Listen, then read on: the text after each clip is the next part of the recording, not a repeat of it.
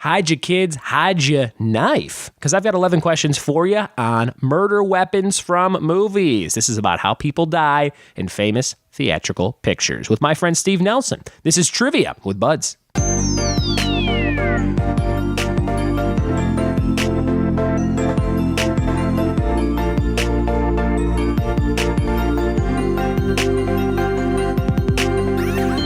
What it be, and welcome to another episode of the Trivia with Buds podcast. I'm your host, Ryan Buds. This is the pop culture trivia show that comes out every single day for your listening pleasure. And I'm so glad you found it. If it's your first time listening, go back and check out our 250 other episodes of the show, all titled by what the trivia is about going on in that show. There's a little something for everybody, from Roadhouse to John Travolta movies to weed to beer to history, geography. There's a little something for every person in the world on this show, and that's why I like doing it. It's like there's no end to the stuff we could ask trivia questions about. If you want to play live trivia with me, go to triviawithbuds.com, click on locations, and see all the fun special events and weekly and daily shows I'm doing in Southern California. It's a blast. It's my favorite thing to do, and you'll have a great time. Bring your friends, your family, and have some beers with me.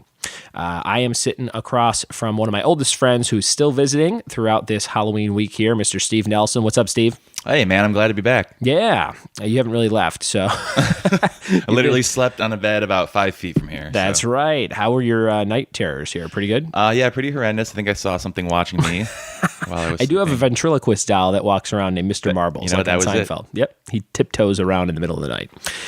We've had a fun little trip here. You came and you watched me do some trivia and bingo last night for some real degenerates. Was that a good time? Oh, absolutely. I've never been this drunk before. We heard some pretty disgusting stories about that place. Oh, yeah. Brand new bar. It's a super fun place in Upland, California called Highbrow. And I do bingos at a Highbrow in Pomona on Thursday night, and then now I'm doing Monday nights at this other location.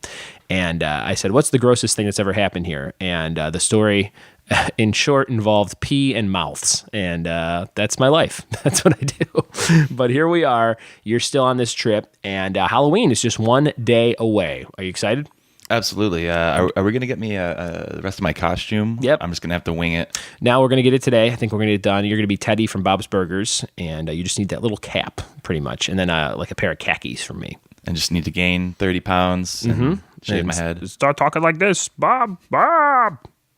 We have a round today about murder weapons, which you're familiar with, not in the real world, hopefully. Well, that's perfect. Yeah. I was planning on your murder and making this the Trivia with Nelson podcast. Hey! You think you can handle it? You think you could take over the reins? I think it's pretty simple. I could take your whole life over pretty easily, I think. The talented Mr. Budsley. Why would it be called that? You did invite me on a rowboating trip, and you're going to smash an oar across my face. Have you ever seen that movie? Matt Damon. Yeah. Right? Yeah. Mm-hmm. He's real creepy. He kills him, and then he lays with him in the boat for a long time. It's very, very bizarre.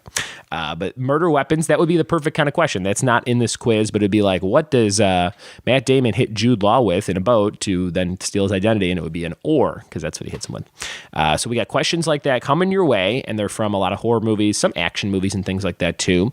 Do you feel like you'll do well on this? It's 11 questions. How many do you think you'll get out of 11?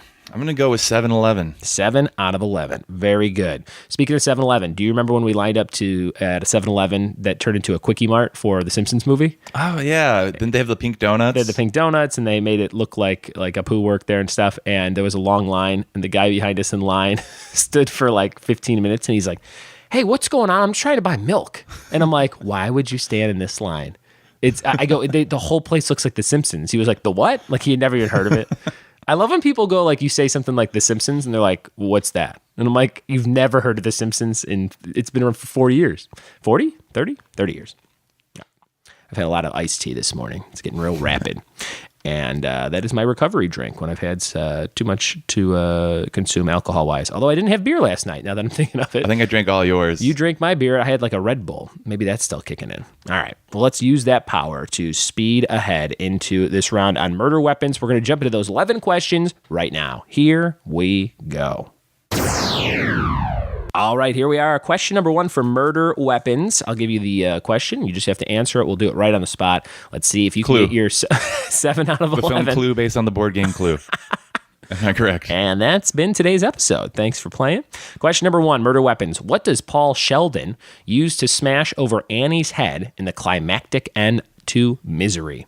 Oh, man. Number 1, murder weapons. What does Paul Sheldon use to smash over Annie's head in the end of Misery? Well, she hobbles him. Pretty Hobbles sure him with pretty a sledgehammer. Did you ever hobble anybody? Just a few. You used to Can't hobble let him people get away. You used to hobble people on the dodgeball court in like 8th grade. That's how you win. He'd send homing missiles and destroy people. But man. how does Paul destroy Annie? Do you remember? Man, it's been a while since I've seen this, so I feel like I want to say a flower vase. There's some vase action in this movie, but that's not the climactic end. He takes a typewriter and smashes it across her head. That's very fitting. Yeah, That's a good ending. Over and over again. It's pretty great. And then I think he jams the pages that she's been making him write, and he goes, eat every fucking word, and he jams it into her mouth. You know what I'm talking about? I think that's the end of it. Based on Stephen King's actual life. That's right. That happened to him. Number 2, what kills Sean William Scott's character, Billy, in the first Final Destination movie? All right. I included this one because I know you like these movies so much. Because you're like, this is a guaranteed one for him. We got to give him something. When I thought about this, I don't think I remembered it. I had to look it up. Yeah, they're on they get trapped on the train tracks. Car Yes. gets destroyed, and they're standing there, and he's standing there looking like Sean William Scott, circa 1999 or 2000, and the train blasts up like a piece of metal. It just takes off like half his head, goes rolling. Is it decapitated right away? Nice job. You got that one. It's some pretty bad acting. Like when I looked it up, I go, oh, that's how I would have acted that. Like I always compare bad things to how I'm like, I could have done that because that's pretty bad. I've noticed that this week when everything terrible you compare to our writing. So it's a lot of good ego boost. Like we could have wrote Santa Jaws. That's terrible. Yeah. Stifler, he says something like, you're dead. You're all dead. And then it just takes his head off. Is that just every kill in that franchise is someone going, you know what? I'm not going to die. And then they immediately die. Dead. Number 3, what weapon is used to kill Yvette the maid in Clue the movie? Oh, I won. It's already over. Just cancel the podcast. No, I've only seen this film, I think, once in like high school. And that's why we're not that great friends. I think at the time I didn't get it because people would be like, there'd be like theater kids running around doing like the little song and dance from the movie Honestly the Rocky Horror Picture transformation of this movie because they play it at midnight and people dress up. Yeah. Hate it. I hate that part of it. I like watching it by myself for the quick lines and the great acting and characters, Man, I'm assuming it's one of the weapons from Clue. So it is one of the weapons from Clue. I got, what is that? That's 6 options, I think. So, candlestick? It's a typewriter, unfortunately. No, it's the rope. Oh, okay. She goes, it's you, and then it swings around her head and tightens. That was going to be my 5th guess. So, Yes. I would have gotten it. There are 6 weapons. Here's number 4. At the end of the first Scream movie, what does Sydney use to impale Billy when jumping out of the closet wearing the Scream mask herself? Man, I always liked this scene. I thought it was cool. I must have a terrible memory. She something happens where he's doing something and she like escapes, and then she puts the mask on and calls him, which seems a little. You're in pure turmoil, about to lose your life. The whole plot's been revealed, and you're like, I think I'll play a little prank on him. Man, for some reason I want to say an umbrella. It is an umbrella. It's an umbrella. That's right. The pointy part of an umbrella, like the penguin right through his like sternum or his heart, and she stabs him like 3 or 4 times. See, that's why that franchise is amazing, because you couldn't do that with like Jason or Freddy. Like, oh, they died by umbrella. Ella. Number 5, in what vigilante film does a toilet get thrown off a balcony onto a mobster's head? Toilet. Another one of your favorite films. Number 5, in what vigilante film does a toilet get thrown off a balcony and onto a mobster's head? Oh, man. You're going to make me... Oh, I know it. I know it. Was it Troy Duffy who wrote and directed Only Thing I Ever Had? It's got to be Boondock Saints, right? It is the Boondock Saints. That's right. I always thought that was a cool scene. Can we just get a little trivia on that? That he was given everything. I think like he was given like they bought the bar for him. He was gonna write and direct and like they were gonna make his band be on the soundtrack. And he just like threw it all away. There's that documentary Overnight. Amazing. Number 6, what comic book villain kills someone with a peanut in a 2003 flick? Kills him with a peanut. I believe This round was made for you. This was one of my favorite films at the time, which is embarrassing, but that was Bullseye in Daredevil. It is old Colin Farrell, Bullseye in Daredevil. Man, I can't believe they never made a sequel to that one. Starring Coolio. Wasn't he in the subplot that they deleted in the director's cut? Yeah. He's on trial Director's or something? cut, a little better. Number 7, what action movie features 4 deaths by carrots? Oh, man.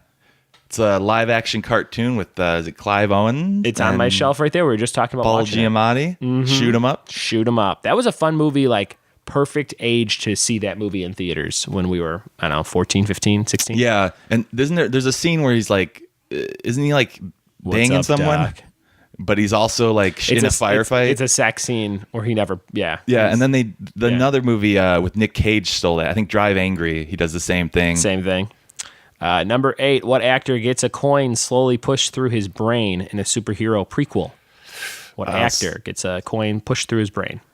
That would be, oh man, which actor is that? It was in X-Men First Class. Was it Kevin Bacon? It is Kevin Bacon. Got to get those degrees. Pretty cool death in that movie. Which is the next question about Friday the 13th and Kevin Bacon. It is not, but he gets that arrow pushed up through his like neck area under the bunk bed. Which in the first one. I'm also sad that they shot a pilot for a new Tremors series with Kevin Bacon. How did that not get looked great? Yeah, they didn't pick it up. It was like Sci-Fi didn't pick that up, but they got Sharknado 9 coming. Silly, very silly. I did the Kevin Bacon degrees one time. I'm only like 2 away somehow. I forget what it was. Sharknado, wasn't it? It was something like it's. We'll have to do it. We'll do it at the end or something. Number 9. In what Oscar-winning film is someone beaten to death with a bowling pin in the film's last scene? Oh man, Oscar-winning bowling pin death. Those things don't seem like they would go together. This is you've definitely seen this, and it is a fun time. Can I just get a hint on the genre?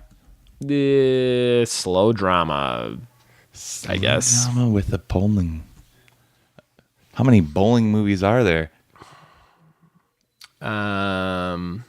It's really not about bowling. It's just the very last scene. It's kind of bowlingy. Man, I'm drawing a blank here. So, Big Lebowski 2. It's There Will Be Blood. When he's like, I drink okay. your milkshake, and he just beats that guy at the end. I found my link real quick. There's actually a number of them. I was in a movie called Road Hard, which I'm not really in. I'm on the special features. It's an Adam Carolla stand-up movie. So I entered a contest and I got to be like a finalist, and then they put my stand-up clip on the special features of the DVD, but I'm credited on IMDb, so that's the link. And then David Koechner was in that movie, who plays Champ and Anchorman and a bunch of movies. Yeah. And then he was in a movie called My One and Only in 2009 with Kevin Bacon. So I'm 2 away from There it is. Yep. So is he coming over for Halloween? He's coming over. And then if I keep clicking find a different link, it's basically all because of Road Hard. So there's another one where David Allen Greer was in Road Hard, and then he was in a movie called The Woodsman with Kevin Bacon, where he's like a pedophile. It's a weird movie. And I think that might be the only real. Jay Moore was in Road Hard, and then he was in Picture Perfect with Kevin Bacon. So that's my main link somehow to Kevin Bacon. Kind of weird. Number 10. We got 2 questions left. What action character from the 2000s has killed someone using a small white towel? Action character from the 2000s killed someone using a small white towel. That sounds a lot like Jesus Christ / Jason Bourne. It is Jason Bourne. Nice job. Matt Damon himself.